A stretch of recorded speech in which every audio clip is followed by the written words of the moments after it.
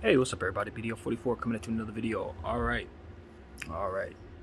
So I'm not really sure of the context everything's set.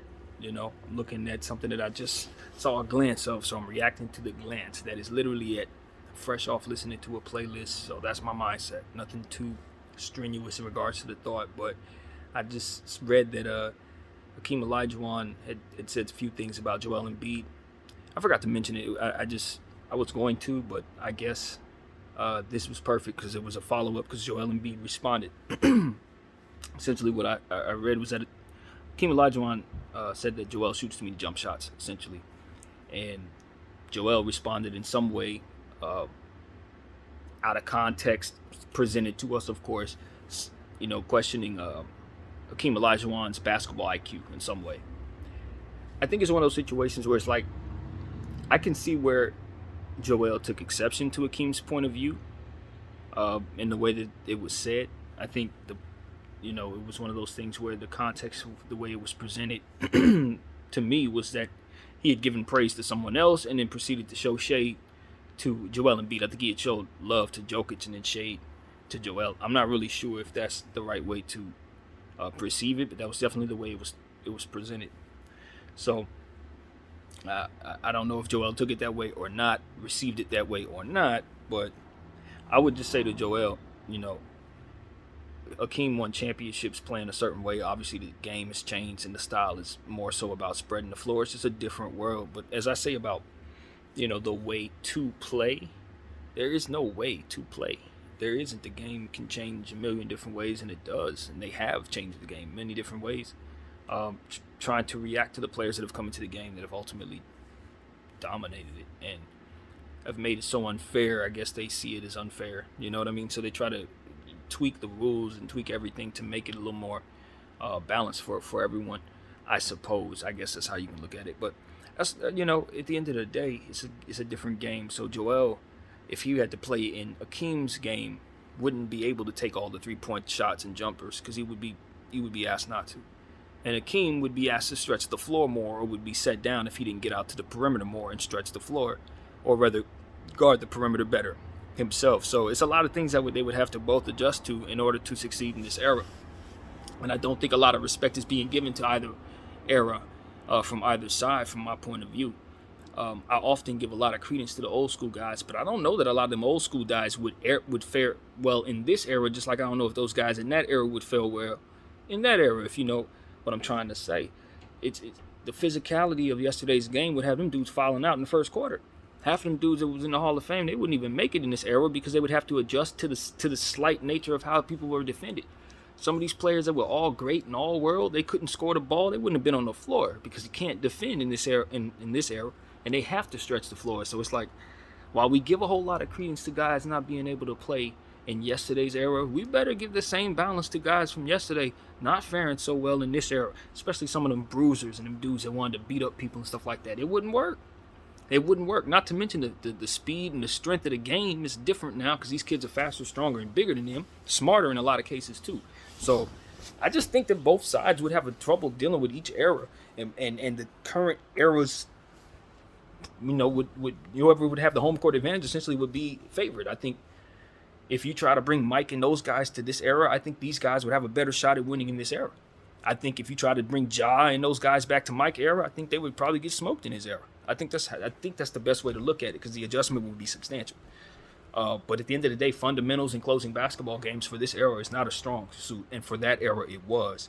So I think a lot of these guys would get out schemed by those guys, and those guys would adjust quicker than these guys would, to that era, especially since it would be physicality that these guys would be dealing with. But nevertheless, it's not about whether or not you can push people around. It's about whether or not you can win basketball games. And essentially, I don't know if either era would do well in either era. So that's how I look at it, man. We gotta respect each other. And most importantly, Joel Embiid gotta understand he ain't won nothing. Not a ring in his era, or yesterday's era, or nobody's era. He didn't win. Keem has 2. So we gotta give credence to that. Obviously, Mike stepped away, and he didn't beat Mike, but he beat who was in front of him. I think that's all we can give him. That's all we can say. So Joel ain't beat Jordan. He ain't beat LeBron. He ain't beat none of them. So he need to beat somebody, in my opinion, if he wants to have any real leg to stand on in a conversation in regards to basketball IQ and Joel Embiid. I mean, and Hakeem Olajuwon, because at the end of the day, Olajuwon is already done. He's in the Hall of Fame. He's got the accolades. He did the years. He put in the work. It's done. His career is complete, and he won something.